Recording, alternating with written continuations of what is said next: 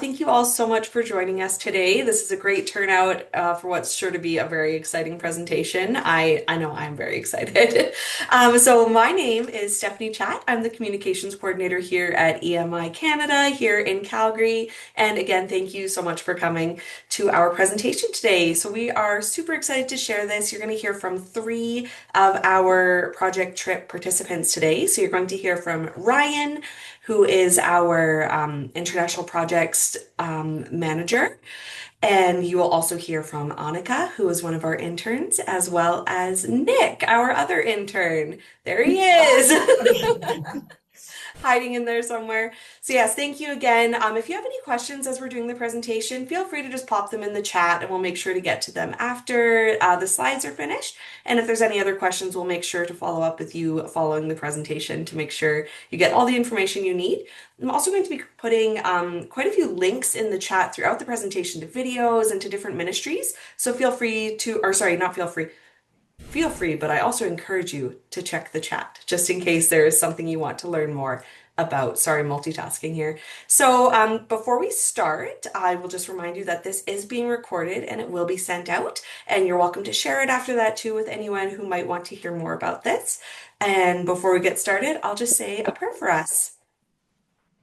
So, God, thank you so much for this amazing day. Thank you for this blessing that it is for EMI to participate on these trips and to just go and serve and build up your kingdom. So, we thank you for our guests today. Thank you for our presenters. And we just pray that everyone leaves feeling inspired and just feeling blessed by the works that you're doing in our lives. In Jesus' name we pray. Amen.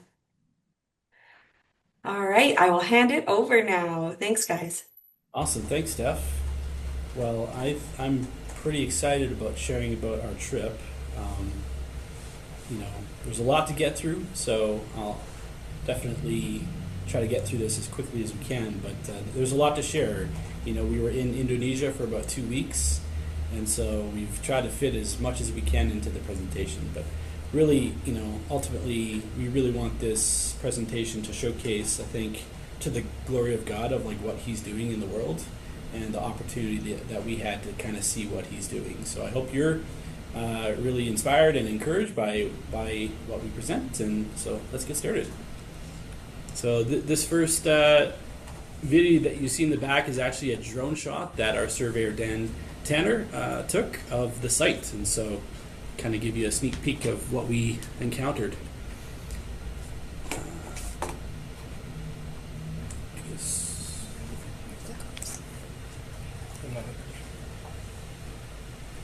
Okay, so team introductions. We had 9 people from EMI join us on the trip. We had 2 members of our team actually join us remotely. So we had June Cho from Singapore, as well as Esther Wong, who was an urban planner. And so that was really, I think in today's world, I'm seeing this more and more as a project leader of people having the opportunity to join the teams remotely, which is, I think, just a great resource. But as well, we had many people on the team itself. Wally Wiley was kind of our main client ministry contact. He is the MAF regional manager of Indonesia, as well as the founder of SPH, or Papua Hope School. And so I'll go into a little bit about him later and his story. But yeah, you can kind of see the cross-section of our team. We kind of had a multidisciplinary team of civil engineers, structural engineer, architects, land surveyor, mechanical, electrical. So we really had everything that we needed to do the design work. I think some special notes for us is Supetra Mayo was actually our structural engineer from our EMI Cambodia office. And so this was a collaboration between both those offices. We also, Dan Chong, who some of you might know, he's currently on staff there in Cambodia. He helped out with the original, kind of the initial project formation, working with Wally and setting that up. So definitely thanks to Cambodia for that. As well as we had a Canadian, Philip Moore, on the team, who actually was born and grew up in Indonesia on Java Island. And so Phil, for him, I think it was a very special trip, going back to kind of his roots. And then, so Jamie Watson, kind of in the middle, he's with Hillcrest International School, which is located in Sentani. And kind of a special story there, EMI did a trip with that school back in 2015 and 2018, and so there's kind of some past history with EMI heading to this region. So that was special for me, just seeing, we've done work there before and we're here again. So it's kind of cool to see the progress of that school. So kind of the first thing is, our team first arrived in Indonesia, in Jakarta. And so that kind of the bottom right photo is our basically the first time we had ever met was in that airport. And so it's just amazing, the before and after of, the team arriving, meeting each other for the first time, and then spending 2 weeks together working on the trip. And so it's just, for me as a project leader, it's always amazing to see that, we're all the body of Christ and we all come together, and it's just that unity that we had on the team was pretty amazing. During our time together, we would actually go through kind of a team devotional, and so we chose to go through a book called The King is Coming by John Bevere, which was a book on Revelations. And so for me, it was very enlightening and encouraging and insightful in helping to prepare me for the coming return of Jesus Christ. And I felt that kind of on this trip of, like, we're going to the ends of the earth and, the far reaches of the planet, and seeing the name of Jesus being glorified. And that was really cool for me. I think one special thing for me, kind of the bottom left, is a photo of a site that we found in Santani when we first arrived. And it was kind of encapsulates for me what Indonesia is. Indonesia is a Muslim country, and yet here in Santani we found a cross, and you can see there was a bunch of Muslim women sitting literally at the foot of the cross. And what was interesting is they even invited us. They asked if they could take a photo with us, and I think for me it just encapsulates kind of the opportunity to share Christ. It's there in Indonesia, due to kind of the tolerance that Christianity has in the country. And so just the field is ripe, I think, in the country, and that kind of experience on the first day kind of encapsulates it for me. But just again, that team photo opportunity that we had, top left, just a very beautiful island. That was a picture of Lake Sentani. Just wanted to touch on kind of the history of Indonesia. Especially when we go on these trips, we're going into a new culture, a new language, and Indonesia especially is very complicated. When we think about kind of the early history of Indonesia, it used to be, way back when, the Dutch East Indies colony in the early 1800s to 1942 and the start of World War II. It was, kind of the part of the Dutch East Indies, and then obviously World War II happened, the Japanese invaded, but then directly after World War II, you had the Indonesian independence rise, and so kind of within that whole mix, though, you had the island of Papua, which is kind of on the very eastern side of Indonesia. It was still part of what's called the Dutch New Guinea from 1949 to 1962. Until this formation of the New Guinea Council. And so within Indonesia, the island that we went to, Papua, you can see that yellow line.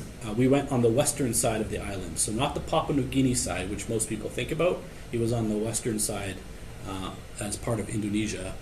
And so it used to be, called Irian Jaya province until 2003, until now it's actually been cut up into 6 different provinces. And that will come into play a bit later when we talk about where we went to.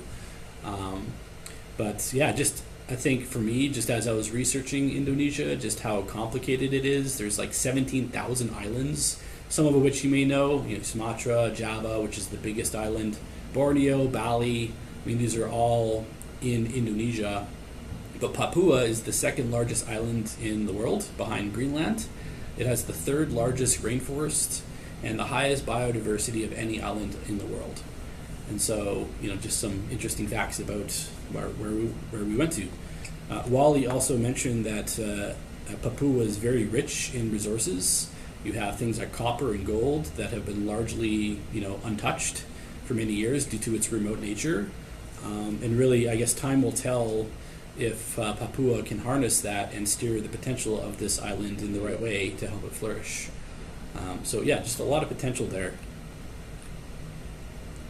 So a little history into who we partnered with. So Wally Wiley, his kind of background, he was the regional manager of MAF in Indonesia. So you may have heard of MAF before. They stand for the Mission Aviation Fellowship. So they're Christian pilots, basically. Their history is also very interesting, and obviously with EMI, there's kind of a close connection between MAF and EMI. We share an office, for example, in our Uganda office. But yeah, MAF, there's a couple documentaries that I highly encourage you guys go to read if you want to take a deep dive into this stuff. There's one called MAF Ends of the Earth, which you can find on YouTube. It's about an hour and a half, but it goes into the history of MAF on the island of Papua. And so here you see a photo in the bottom right of Betty Green. She, a very interesting story. She was a co-founder of MAF back after World War II. She was a female pilot in World War II. She flew for the Wasps, and then eventually after the war, she helped co-found it, MAF, and eventually she was stationed in Papua way back in the 50s.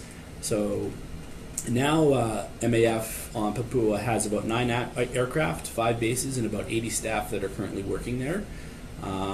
And yeah, reaching a lot of these very remote tribes. There's many languages on the island. What's I think was really amazing to me, when you go to the MAF base in Sentani, you see this trophy case of Bible translations. And so groups like Wycliffe and SIL have basically translated, I think, I forget the number, but it's like over 100, you can see over 100 Bibles there that have all been translated into all the individual languages. And that was really special for me to see just the amount of work that is already, like, the work we're doing is like on the shoulders of all this amazing other work that's been going on in the island. And so, yeah, just really cool history. And yeah, definitely encourage you to go watch those documentaries. There's another one called Radical, called Hard to Reach Indonesia. If you've ever read the book by David Platt, that's based on that book. But yeah, just really cool. And then Wally, he's our main contact. Wally was brought up as a missionary kid in Mexico, but eventually that led him to basically serve in Papua, Indonesia.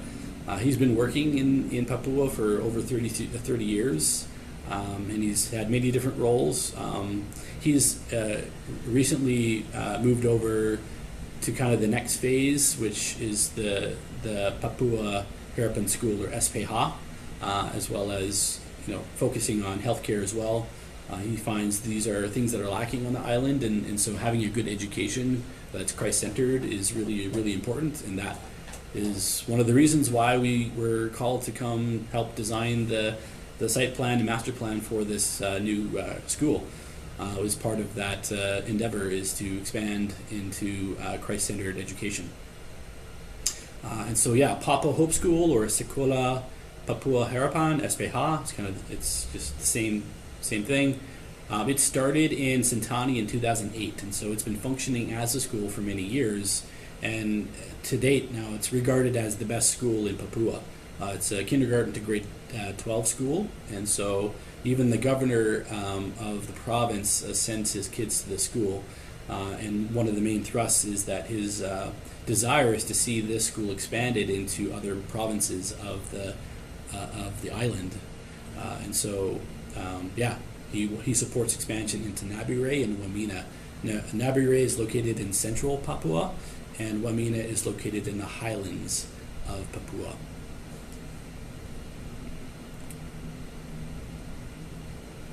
And kind of the strategy of the school, Wally's does a couple things he feels is really important. Is number one, keeping the class sizes small to around 15 kids, let's say, and that really ensures that the discipleship of the kids can happen. There's a focus on, go into this in the next slide, of just the cash, character, attitude, skills, and habits. Really, bringing up the kids in leadership and Christ-centered education. And then the second is when they bring in new students, they start in grade 1 in kindergarten.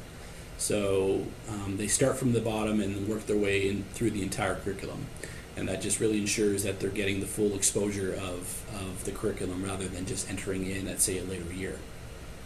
And that's been really effective for them. Since 2008, they've stuck to that strategy, and it's really produced some amazing students. And you'll get a sneak peek into one of those students that we got to be with. So what is SPH? What is the school that we partnered with? Their vision is to see godly Papuan men and women take their place as leaders in their communities, country, and world. And so we really saw this in just the caliber of the students that we got to interact with. And just you could see that the curriculum was really effective in producing amazing students. And so really they're taking a focus on awarding and identifying character, attitude, skills, and habits in the kids that they raise. And so they get special certificates and awards. I remember when I went to school at a Christian school, that was really special for me, is identifying, teachers and people in leadership, identifying things that they saw in me that really brought that out. And so they kind of have that same framework of asking these questions, like, who are you when nobody sees you? Right? That's character. How do you respond when something goes wrong? What do you do with the talents God has given you? And what routines do you depend on that help you to be productive? And so having this constantly, being fed to the students has been really effective. So yeah, I just think from our perspective, coming into this place and seeing how the school is being run was just really, really cool. And then we also saw the counter to that. I remember when we arrived in Wamena, we were staying at a guest house across from the school, and the students that were heading there would leave, I guess, at around noon. And so often, the teachers that were there, maybe sometimes they don't show up. And so just the education that was being provided was pretty poor. And so you get this, this massive difference and it's no surprise why a school like this has become one of the best in the island.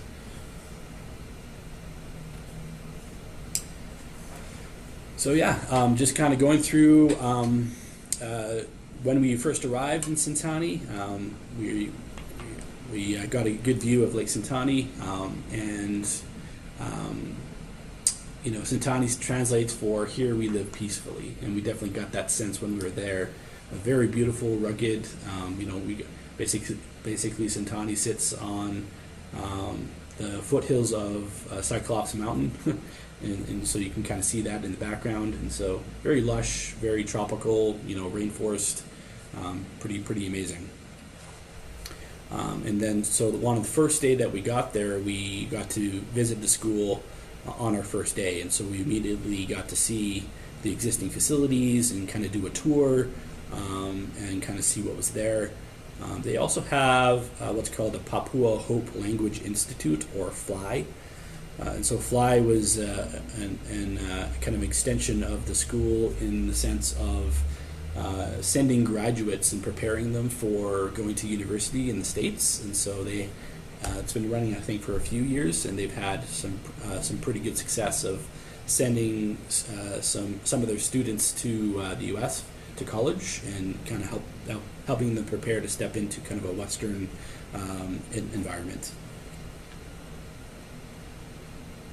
So yeah, we spent about 2 days there in Sentani before traveling to Wamena. So here's a picture of the guest house, the MAF guest house that we got to stay in.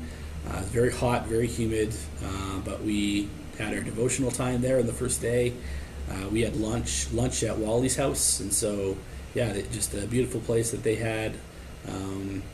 We also, Nick, I think, and Phil had the opportunity to play a bit of futsal at Hillcrest International School at the gym. So there's a photo of them playing some soccer. And then we also got to go to the church on Sunday at Newman Chapel, I think, which was an old Wycliffe base. And so just seeing a lot of the missionaries and expats that were there in the church, just really encouraging to see all the work that's being done and learn about the community. So I'll turn it over to Annika. Yeah. So to kind of get into what we were doing in Sentani, one of the first things that we did when we were there is we started with some surveying. We needed to understand what the site was all about, so we were checking boundaries, we were checking elevations, we were also trying to mark all of the existing buildings. In Sentani, they're looking to do some expansions with classrooms and libraries and other places, and so trying to get a spatial awareness of the site. We were only really there for one day of work, so it was pretty minimal of what we were able to do, but we got a fair amount done, which will help them with their planning of future sites there. Yeah. And then... Yeah, so just to speak, we're engineers and architects, and so obviously we're looking at data here, and so I know some of you may not be architects or engineers, but some of the things that we consider are earthquakes. And I think obviously with the earthquake that just happened in Venezuela, you can understand the importance of proper design when it comes to structures. And so we were able to take a look at the global earthquake map to determine what are the potential seismic hazards on the island. And because kind of much like Japan, Indonesia, Philippines kind of sits on the ring of fire, and so you do have a lot of tectonic plate movements near the island, and so that's why you're seeing a lot of orange and even red. And so red is a bit higher a seismic hazard than say something that's blue. So you can see we had to be quite cognizant of the seismic loads as far as how we were designing our buildings. And so, when we were there, taking a tour of the existing school, we were able to kind of see how they were constructing their buildings and kind of get an idea of, their existing systems. And so we had our structural engineer kind of create some concepts of how they're currently doing it and how we can improve that. But also just, how effective what they've been doing is, they've been able to build these buildings quite quickly and get the school up and running, and so that's been a definite benefit. So it's kind of a steel structure. They have a workshop actually on site, and so much of this work, I think, to help reduce the cost, is they're able to produce these trusses on site, and that's been pretty cool to see.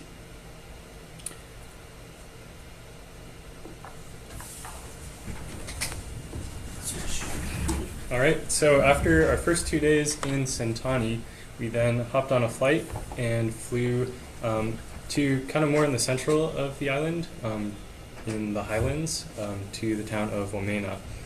And Womena, it was discovered by the outside world, I guess, less than 100 years ago, like probably, I think around 1938. And that has a lot to do with its geography and location. It's up in the highlands. The island of New Guinea actually has some really tall mountains, and so it's very hard to just get around and especially access those areas. So most of the transportation to the town of Womena and the surrounding area is all by plane, and nearly 100% of any goods, construction materials, fuel, medicine, food, supplies, all these things, they're flown into the town of Womena. And that was an interesting thing for us to consider as well as we're designing for construction there. What kinds of materials are they able to get in this town in order to build? Because it all has to come by plane, and heavy things cost more money to fly also. So that was a cool problem for us to tackle. So we spent 2.5 days there from Tuesday to Thursday at the second campus of SPH. So they have started running their first classes just this last school year at the former campus of Hillcrest International School, and they're planning to continue to expand there over the years.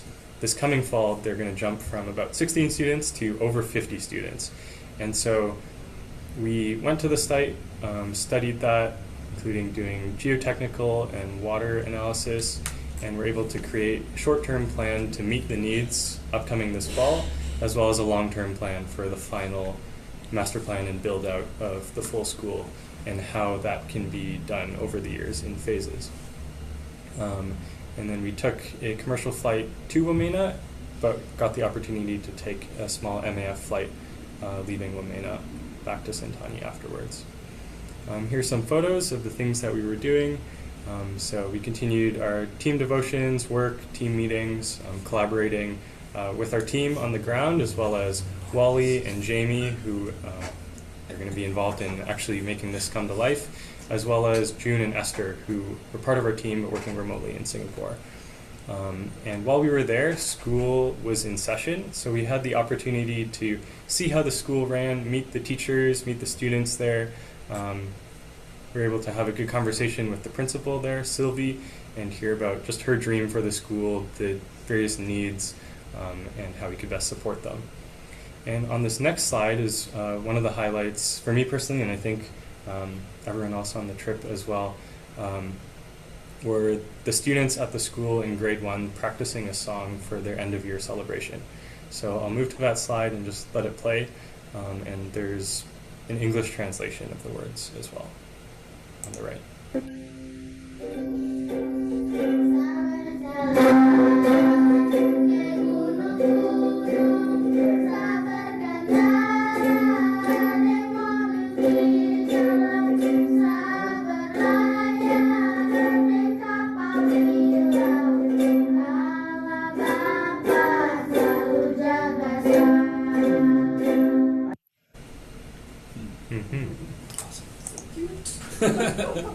And so looking at the site at Wamena,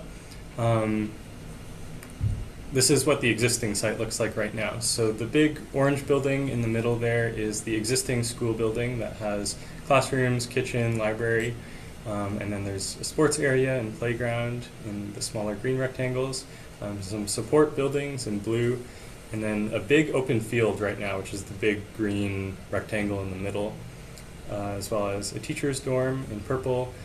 So the entrance to the site is from the bottom right of this image, and then to the top left, that red shaded area is some land that they can possibly expand to in the future. So our first thing was to take into consideration everything that's currently existing on the site, and then from there we moved into a proposed master plan for the final build out of the site, which will be done in three phases. So the final plan is that eventually they will move from, currently it's just kindergarten and grade 1, to eventually going all the way up to grade 9 and having 2 parallel classes in each grade. And so done in 3 phases, this would be the first phase, so building a new road, starting the first classroom construction, just making it ready to be able to run the first few classes, and then as Ryan mentioned, they only take students in kindergarten and grade 1, so that's helpful because they're only required to build, I guess, the first few buildings, and then as the students go up in grade and more students are brought in, then continue to build more buildings, and eventually final build out across the whole site. And so that is the architectural master plan for Yeah. So again, we needed surveying on this site, especially because we had some existing building there. We wanted to really get an idea of what the site was, what the site had. So we were doing, again, full site boundaries. We were getting the existing buildings, our ground elevations, and like drainage trenches. And we also were able to survey a portion of the potential land that they could expand to, which was really cool and a great opportunity. And the surveying really helps to, it's the foundation of everything else. You have to know what your elevations are at, where your buildings are at, otherwise all of your spatial stuff, it doesn't work. So some of the existing buildings on the Wamena site, you have on the top left some existing classrooms, top right is a car park, which we're actually going to be transforming into another building. Bottom left I have this open air gym. In the middle, they had this library, which they've actually created it into a shape to help accommodate the new students who are coming in August, and they're creating a little classroom nook on the inside. So you can see they're able to accommodate the kids, but it's not great right now. They're going to have a lot of growing pains next year. And then bottom right is some teacher dorms at the moment. So for the structural basis, we're going to be changing, one of the first things we're going to be doing is changing the car park into a temporary multi-purpose room, and that will eventually become a music room. But we're doing this as one of the first things to kind of help alleviate these growing pains, to create another space for students to meet on campus, for the teachers to be able to use. That was one of the things that the principal Sylvie was super excited about, and she really wanted us to do as one of the first things. We'll also be transforming the open air gym at the moment, later on in the phasing, to create a much larger multi-purpose room. We'll be working around the existing structures, and the walls are actually not going to be attached to the roof to kind of help with the seismic and to make sure everything is structurally sound. So those are just a couple of the different things that we'll be doing structurally. When it comes to civil, our current field, you saw that big green rectangle, is very muddy, swampy. We were digging a borehole there, as you can see Nick in the video is doing. And we hit water very, very quickly, which, if you know anything for civil or structural, that is not good at all. What we noticed is that there were some drainage trenches that had been blocked off, and they were kind of flooding and making this field very swampy. So one thing that we'll be doing is kind of clearing open those drainage trenches again, allowing this field to drain and hopefully make it a little bit more solid and firm. And then, because you don't want to build a lot of heavy buildings on bad dirt and soil, we'll be leaving most of our lightweight buildings for this open field, like a kitchen and dining, having an open playing field, a playground there, and on the firmer ground where we found much better soil, we'll be building our heavier buildings to be aware of that component and that structuralness. And so that was a little bit of what we did in Wamena. And then we traveled from Wamena to Nabire. And Nabire is actually the capital of Central Papua Province. They're doing a lot of expansion there. They just built a new airport. They're moving things. They're expanding things. It's kind of a big hub of a lot of different things. And we spent the longest time in Nabire. We spent pretty much a full 7 days, Thursday to Thursday there. And this is kind of where our main focus was for our trip. So this is going to be the third site for SPH. They are actually opening the school this fall in an available church space that they have, so just that kindergarten and first grade, and they're hoping to be able to move those students from this available church space onto this campus in August of 2027, so just a little bit more than a year from now. And this site is a greenfield, meaning it hasn't been developed or majorly modified in any way. You go out there and it's pretty much just jungle and nature. So we're starting from the very beginning. We're doing a full master plan. We're doing the surveying. We're doing the geotech. We're kind of doing everything to get this school prepared for them to begin building. One of the amazing things for Nabire is we had an addition to our team in the form of Maria Weya. She is a graduate of Sekolah Papua Harapan. She was part of the first class that's SPH began. So she joined when she was just 5 years old, and then she graduated in 2020 from them. And she went on to then attend Seattle Pacific University in Washington, and in 2024 she graduated with a degree in international sustainability and with a minor in entrepreneurship. And she is from the Nabire region, which was really amazing. She was able to join the team and help with both translation and navigation of the area. She was on site with us, helping us communicate with the workers and the guides of the site as well, to help clarify where boundaries are and where do we go from here and what do you need there. And she was very helpful. And also, having been an SPH student herself, she gave a very unique perspective and helpful information of what is it like to be a student? What do the students value? What did they like? What are places where you kind of wish it was different? And so she was really amazing and a great addition to our team. And in Nabire, we were able to spend time both on the site and doing a lot of more design office work, because we had a longer period of time there. We could really dig in our heels and get a lot of work done.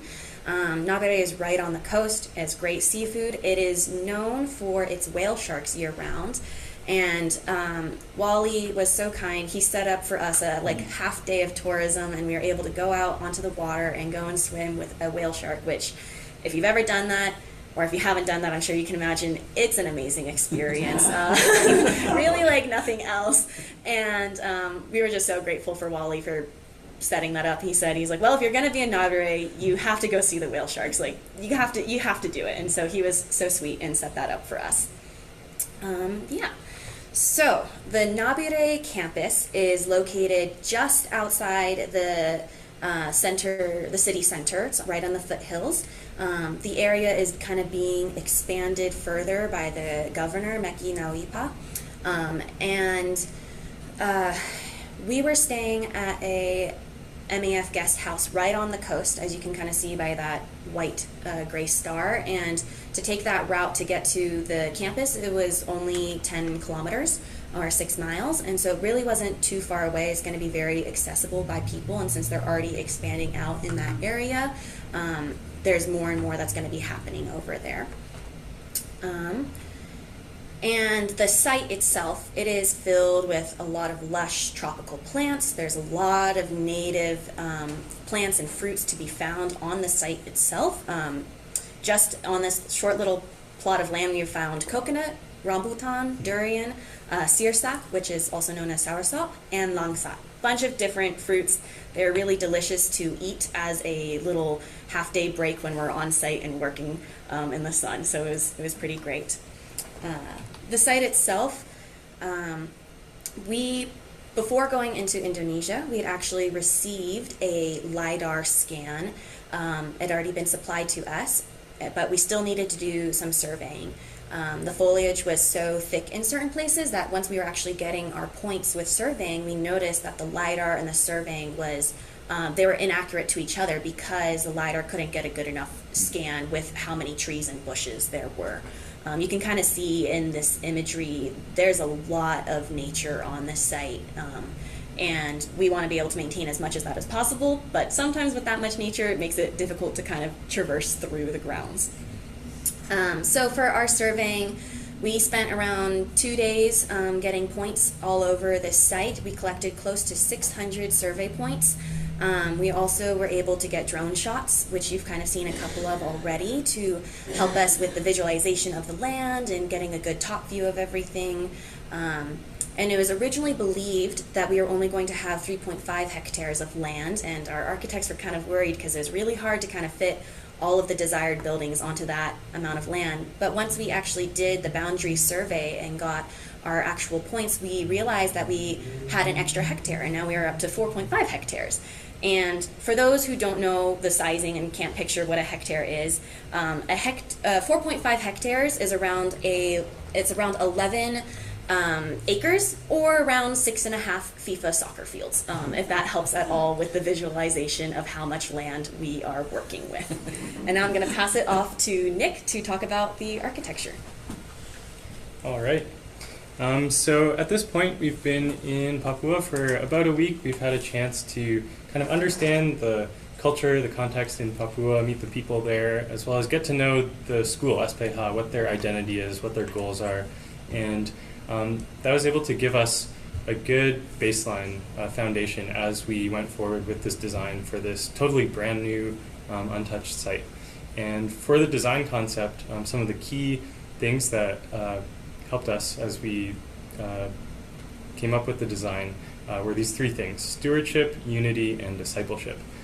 So with stewardship, that was something that we really felt was important, and an important value that Wally and SPH had with this amazing land that they had to work with.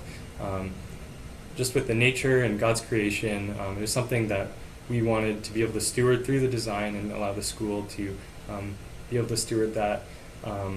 There is another school not associated with SPH that some of our team was able to visit earlier on in the trip, and it was on this beautiful mountaintop, but what they had done was totally bulldozed everything clear and then just plopped buildings on and totally ignored the nature and the context. And so we wanted to, I guess, do the opposite of that and steward the gift that God had given us with this nature, and then also translate that to the school being able to steward the God-given gifts in the students that would come through this campus, so to be able to facilitate that. With unity, as a Christian school and being unified in Christ, we wanted the design to be able to reflect that and have a unified school layout. That was one of the benefits, I guess, of starting totally from scratch, is that we could design all of the different components of the school to foster community, to be unified. And so that was one of the things. And finally, discipleship. Ryan touched on this earlier, but the schooling system, I guess, in Papua is often very poor, and we didn't want to design a school where you have a massive classroom that holds 200 students for like one teacher, but instead design smaller class sizes, design the spaces in a way that just fosters this smaller scale discipleship, just to be able to instill a Christian character and good education in these students. So stewardship, unity, and discipleship, those were kind of the guiding things as I'll now move through our design, the underlying things behind that. So here is our site planning methodologies. So on the top left, you can see the site context. The two prominent features are a prominent hill to the north, as well as a waterway that runs through the site. And so these were interesting problems for us to consider and see how we could best work with them as we came up with the design. There's a main road that runs north to south that connects to the town of Nabaré, and so we're proposing two main entrances, one to the north of the waterway and one to the south, that will provide access to the secondary campus on the north side and the primary school campus on the south side. And there's a smaller secondary path along the south of the site that eventually will be developed into a public road, and so we're proposing a third entrance there to access the back of the site and have the dormitory and living areas there. In terms of stewardship, like I was talking about, we wanted to integrate and preserve as much of the natural vegetation, landscape, the mature trees as much as possible, and so we've identified areas that we want to leave as untouched as possible to provide these spaces for just leisure and recreation, reflection in nature. And we've also identified areas to fill in. So the waterway, there's a main channel, but it has a few fingers that kind of branch out, and not all of them are necessary for the water to flow, and so we've identified areas that we can fill in to increase the buildable area to place buildings, as well as improve the circulation of the waterway, and do this all without affecting the drainage in the site. And then in terms of placing buildings on the site, we wanted to put the shared facilities, the important buildings like the dining hall, the kitchen, the multi-purpose room, the library, in the center of the site to make it easily accessible to the different parts of campus, and then the rest of the buildings on the site are then placed around that for the final build out, which will be done in phases similar to in Wamena. So here is the first look at our architectural master plan. I will move to the next slide just to show the different program and zoning. So I mentioned the secondary school is in that blue area north of the waterway, and then the primary school is to the south. Each of these school zones have classrooms, additional learning facilities like computer labs, science labs, additional classrooms, meeting spaces, that kind of thing. And then in the bottom right, in the purple, is the dormitories, and then in the top right and middle are the shared facilities, like I was mentioning, areas where the whole campus will gather, as well as a large gym that can host sports, as well as host and facilitate other events, like sports events or other large gatherings on the site. So we hope that this campus can be a well-designed and attractive place where people from outside of the school community can come as well and see a good example of how design can be done in Papua and be an influence for the rest of the island. And so here is an animation showing our construction phasing plan. So we've identified a roadmap for how to build these buildings, because obviously it would be difficult to build 30 buildings all at once with time and funds. So outlining which buildings can be built first so that they can start running their first few classes starting in just over a year from now, and then as the school grows, continue to build buildings to the final build out.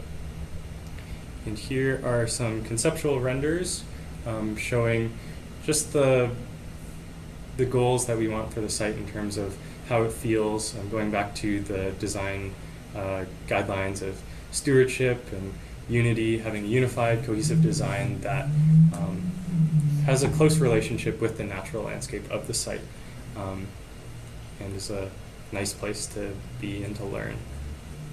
Another view of kind of the feeling of the waterway and the buildings in that area.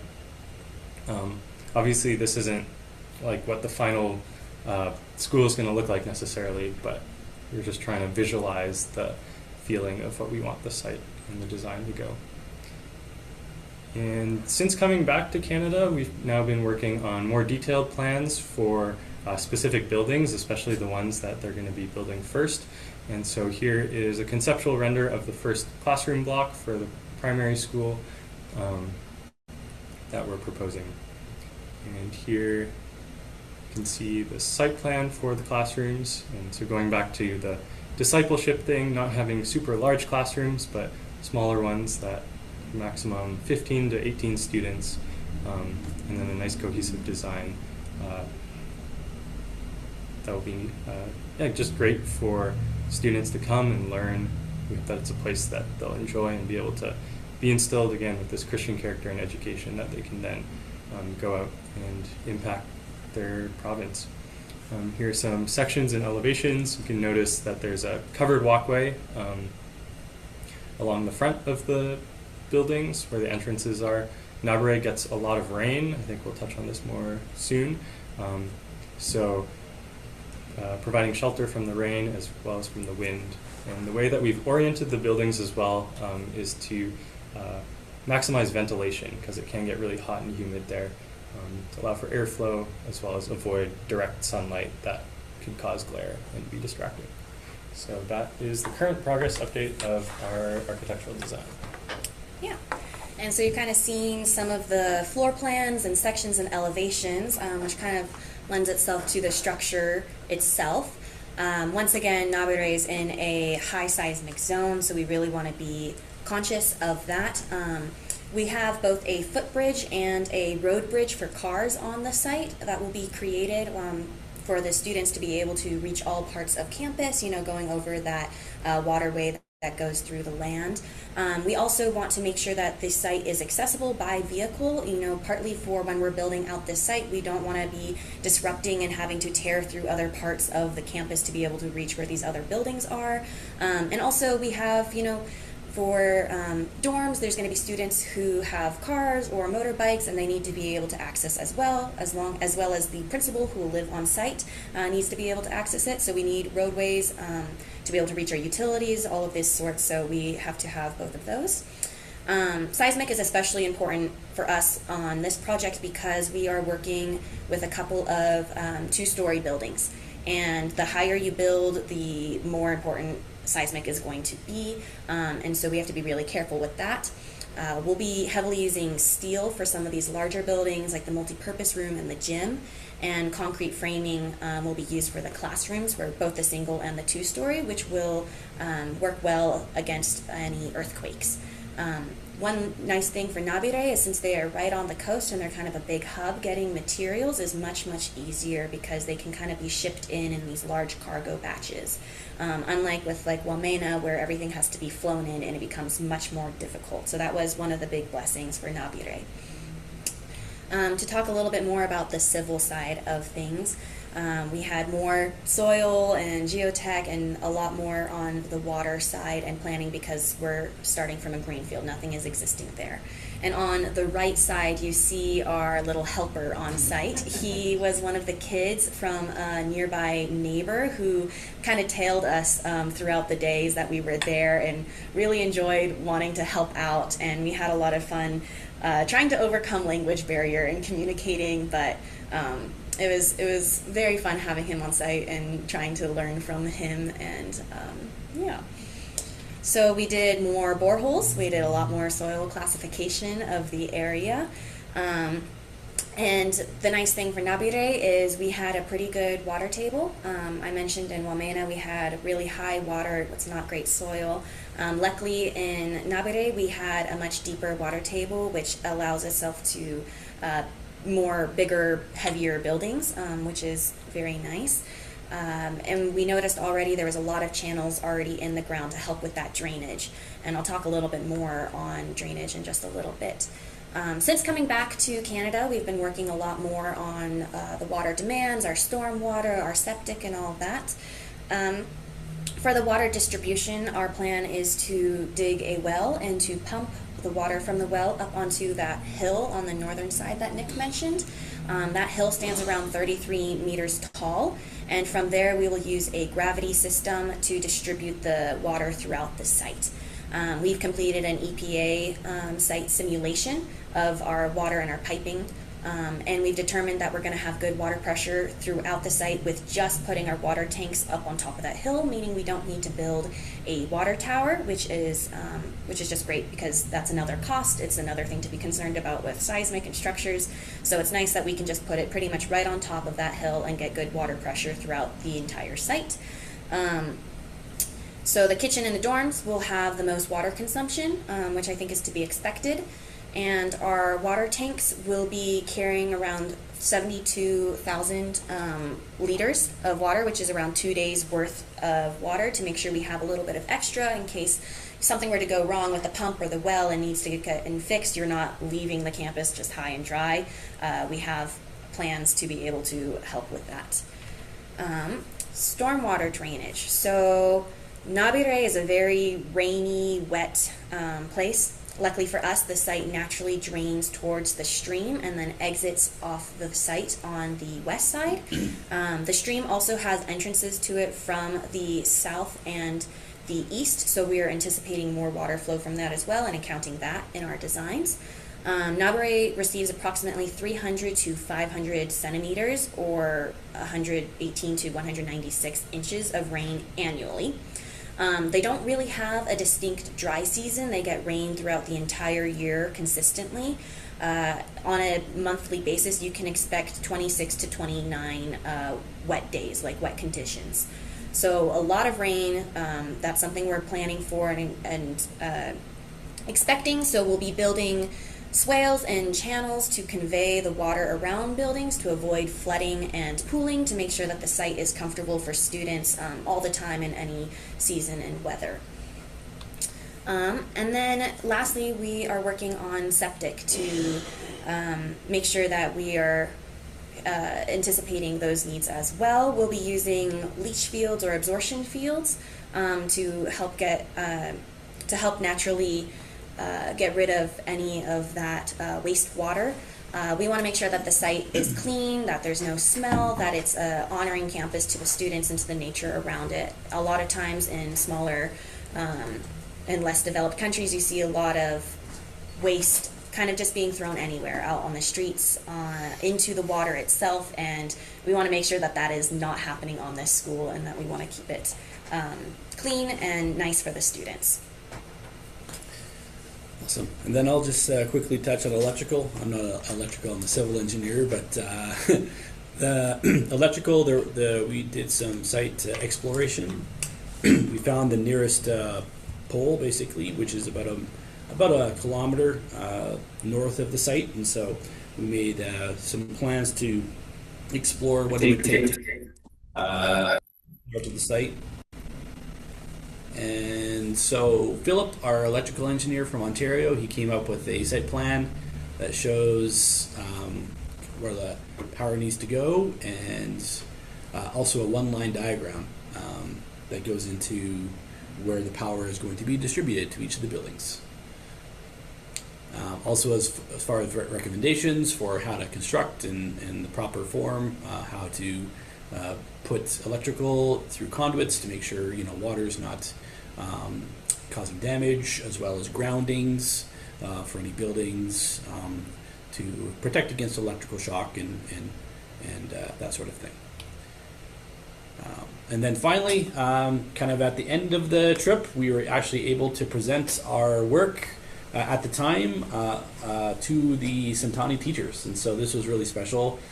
We had about 60 teachers in attendance, all in the red shirts. And Achap, who was the director of the school, he helped to translate for us during the presentation.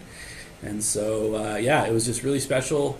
I think for me, what stood out, one teacher at the very end stood up and took the microphone and said, literally, word for word, "This is the best presentation I've ever seen." I've never seen so much detail put into every little thing. And so, just hearing that from them was just incredibly encouraging and, warmed my heart. We wanted to just kind of talk a little bit about the trip and some of our reflections from it, how it's been, what stood out to us, what's been impacting us. I think like when we first arrived in Sentani, one of the things that immediately stuck out to all of us was the differences in food, in the weather, in the language. Our meals there consisted of a lot of rice, a lot of nasi, and I think some of us enjoyed it, some of us didn't, but it was just differences in the culture. And the weather there is very humid and warm. I think that took some of us aback at first, and then you kind of get used to it, you kind of don't. And then the language, obviously. They're not really speaking English there. They're speaking Indonesia, Selamat pagi, good morning. And I think that was, it was cool to kind of experience another culture in that entirety of being there in country. And it's just something you don't get to do from a cubicle in an office. Yeah. Mm-hmm. Yeah, another thing was just the resourcefulness and the care and the relationship that I think their culture has with God's creation and with nature. One specific example of that is the vetiver plant, which is a type of grass, and it has really long roots, and it's really good with stopping erosion. So they use it to plant along hills and banks to stop it from eroding, and it was a really cool thing to see because instead of just building a concrete retaining wall, for example, they're able to plant this grass and it grows really fast and does a really good job. So just seeing how God's creation is able to be used in an effective way like that. And so that's something that we wanted to then carry into our design as well. I think another thing that stuck out to us was just Wally's heart for Papua. He was our main ministry client and kind of leading the charge on this. And his vision and plan for Papua was just so invigorating. We heard a lot of stories about his work with MAF and how the gospel has been spread throughout Papua. And I think Wally's passion really just ignited our own passion for the project. There's still a lot of people in Papua who haven't heard the gospel, and so there's a lot of opportunity for that to grow. I think that kind of just stuck with all of us. Mm-hmm. And another thing was just God's creation and how untouched it felt like the whole island was, just how much just trees and nature and seeing the mountains and the ocean, and it was just really awesome to just be immersed in that, in a place that hasn't been so reached by the world yet, that it's been too developed and we could just be in God's creation. And I think Wally sort of was sharing his dream, and I think something being there, we share that desire too of just seeing the people of Papua be able to kind of take charge of their future and the future of their island, and be able to steward that and take care of that for generations to come. Moving on to Wamena, another thing that was really cool to see was just the school running in action there. While we were in Sentani, actually, it was a holiday, so we didn't get to see the classes running there. But Wamena was our time where we got to just be around the school, see the students there, and it was great to just meet the people, talk with the principal and the teachers, and for me, that was like really where the purpose of our project just really became real. It was meeting these students and seeing, oh, these are the actual people that we're designing for, and that really motivated me for the project. Yeah. Another thing that happened for us was a dinner hosted at one of the MAF staff's house. Her name was Linda. Herself and her husband, took our entire team for dinner at their house. And when I say Linda cooked a feast for us, it was massive. It was so big. She she really went all out, and we really felt her generosity and their family's generosity. And I think that theme was kind of prevalent throughout the entire trip, was the generosity of the people of Papua. Linda and her husband, they actually also shelter and care for 11 orphan kids on top of their own family. They're both so hardworking and just so generous in their time and their resources for everyone around. And I think that was, I think it could be a very stark difference to what we are used to seeing, I think, in the Western culture and Western world, where everyone's just looking out for themselves. But we noticed in Papua, it was very much everyone looking out for everyone else. And so we really noticed that and appreciated that as well. Mm-hmm. And another thing that stood out was just the context and how unreached it was. Like, for us to be able to get to Wamena, we had to spend almost 2 days of flights just getting from Canada to Papua, and even within Indonesia, it was a 6-hour flight, and then another flight up into the highlands. So it's a very unreached part of the world, maybe one of the most remote places left in the world. And there's so many different people groups here. Because of the terrain also, there's a lot of small villages with different tribes that each have their own different language, and it's hard to just reach any of these. And so I think there's about 200 people groups here that still haven't heard about Jesus, and so that was something that our eyes were open to as well. Another thing that we noticed was just the curiosity of the people. The Papuan people had very curious minds and hearts. We had the opportunity to talk and meet some of the locals. On that photo on the left, myself and Dan Tanner, our surveyor, we ran into, and I believe Dan Powell was also with us, we ran into these group of kids just on the side of the road. I think they were walking back maybe from their own school, but we were out taking some drone shots, and they were just so curious and excited. We saw curiosity in others as well, with the people who we met at church, with the teachers, with the students. Just in general, there's a huge want to learn and to know more. Yeah. Mm-hmm. And finally, just the connection that we were able to experience as a team, coming from different countries, different parts of the world, different fields and disciplines, but then also with the people in Papua that we had never met before, and that connection and unity that comes through a common faith in Christ. Something that transcends geography, cultures, countries.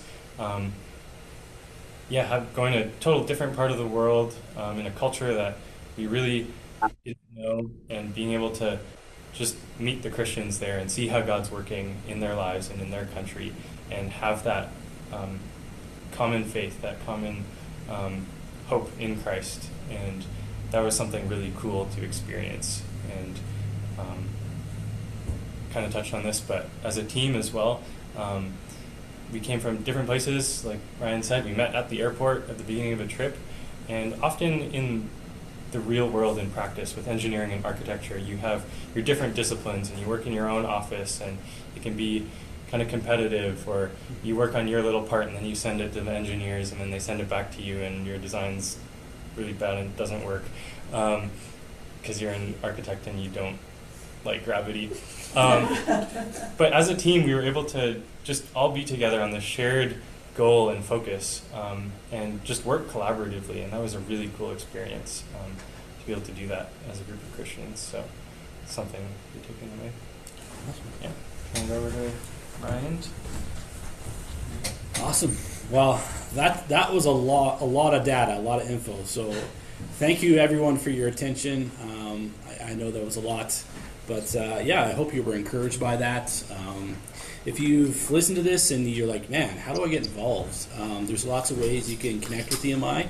Obviously, financially, there's ways to give.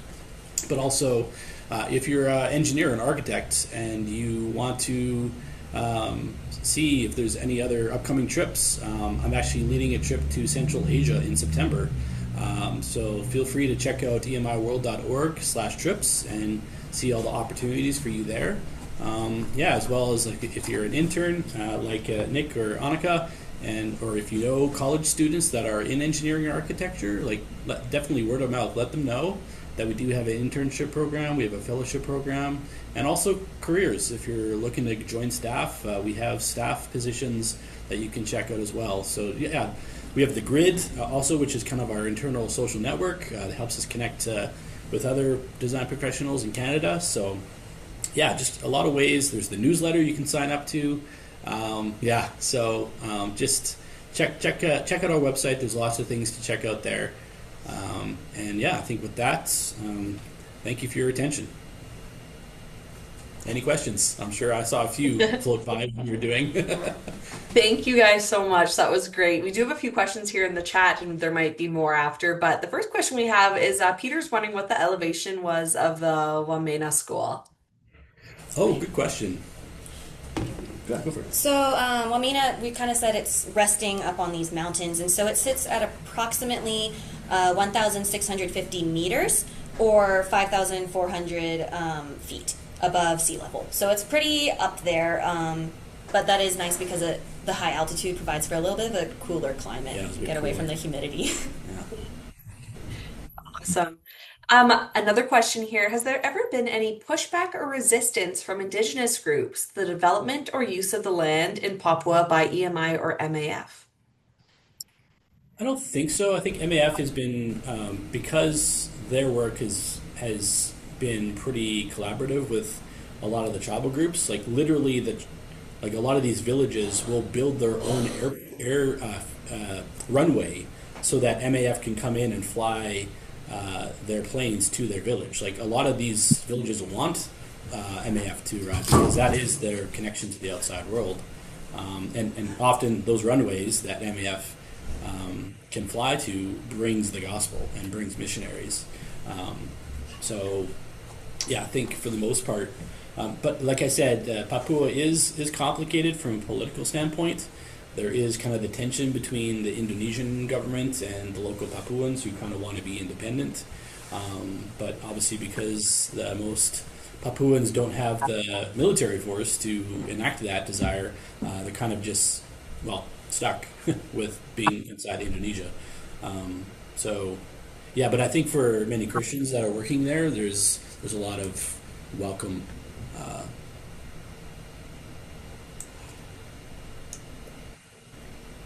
Awesome.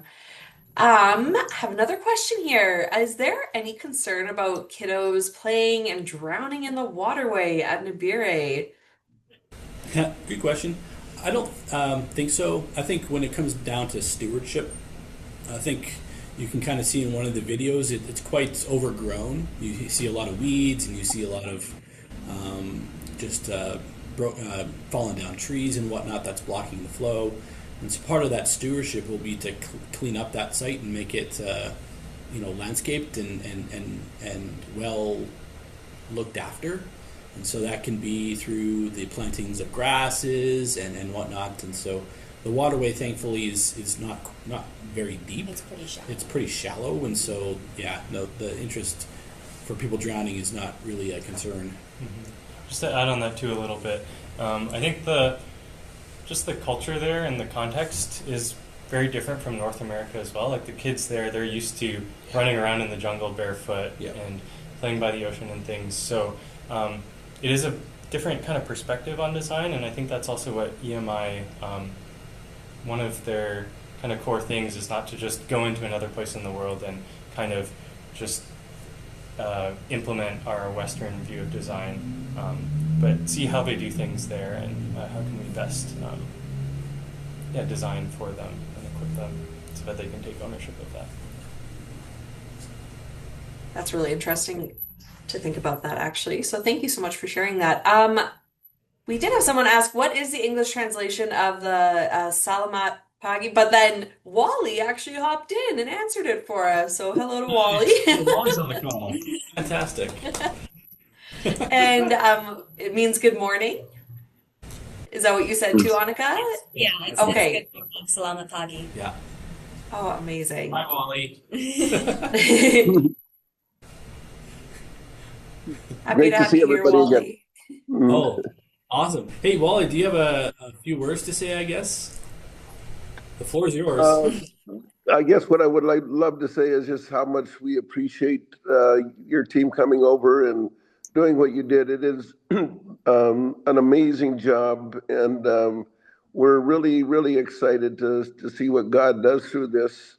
Trying to get some details together, and thanks for the the email you sent the other day to get us started. I can't say how much we appreciate every one of you, every one of the team members, and the giftings that God has given you, and how it's going to help us. This is a new thing for us to be able to start off with a plan, as if you would. Most of our schools have just been grown by needs and stuff like that. So this is just fantastic. So thanks again for coming out.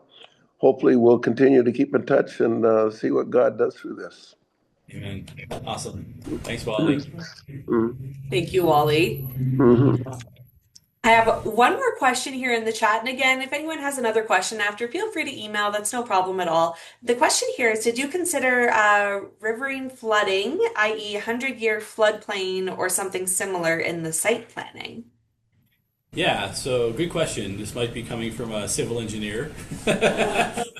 So I know in North America we have design standards that specify both conveyance and storage. And so typically you'll see, if you look at a land development plan in the US or Canada, often it will be stipulated to design, say, a storage pond and these sorts of features. And so understanding that you were going into a new context, right, in Papua, and understanding that we're on one side, we don't want to bring in our Western view or perspective of design, and this is the way it should be. Understanding, yes, there is a value, obviously, to the way we design it and reasons why, but then at the same time, balancing that with how things are done in the country. Are there design standards? Should we be designing the same way that we do here in the West? And so, as you know, at EMI, it's a constant challenge of balancing those two frameworks of what do we bring, what do we not, and kind of finding that middle ground. We often use the concept of a ladder, and so when you think of a design ladder, let's say the highest rung is, say, U.S. and Canada, like a level 10, let's say, a really high standard, versus maybe Papua, which might be more of like a 4. And so, we don't want to burden the team with just trying to design to a level 10, but we do want to see improvement. And so this kind of strategy, this concept, it all goes into play of like how we design the stormwater. So on one hand, I want to say yes, I understand the importance of having a storage, like a stormwater pond, let's say, to handle the flow. But at the same time, we want to understand the context. And so ultimately, to answer your question is yes, we do design the channels and the swales for conveyance, and that's really just to avoid flooding of the buildings on site. But then understanding is like using the heck grass and understanding kind of a model of what the capacity of the waterway is and the downstream and upstream effects. This all gets factored into how we design the stormwater drainage. Hopefully that answers your question. Thanks so much, Brian. I don't have any more questions here in the chat. And oh, okay. Oh, we have one more. A 20-year-old stepson who's a second year civil engineering here in Burnaby. At what point in his education would it be ideal to get involved as a volunteer or intern with EMI?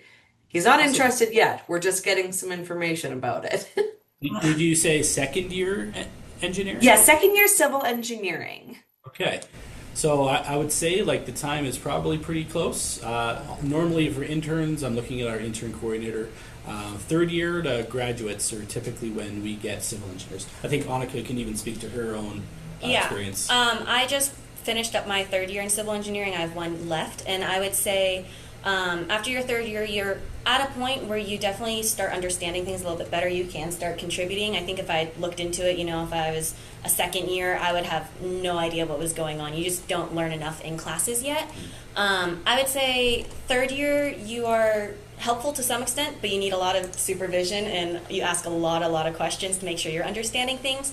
If you do it after you graduate, I think you'll be a little bit more independent and you'll still be able to contribute at either point, but definitely waiting until after your third year as a minimum. Yeah. Thanks. That's perfect. I also put in the chat there that there is an information session coming up that's put on by our US and Global office. So you are welcome to pass that along to anyone who may be interested in learning more about early careers here with EMI. Thank you But very I much. That's great. Awesome. Thanks, Peter. Yeah, and thank you all so much for coming today. This was great, such an awesome presentation. Thank you so much to Annika and Ryan and Nick for sharing that. And again, if you have any questions, please feel free to reach out, check out our website, make sure to give us a follow on LinkedIn, and we will be looking forward to sharing more about updates with this project in the future as it develops. So thank you so much, everyone. And yeah, I hope you have a lovely Canada Day as well, if you're from Canada. Yeah. All right. Bye, everyone.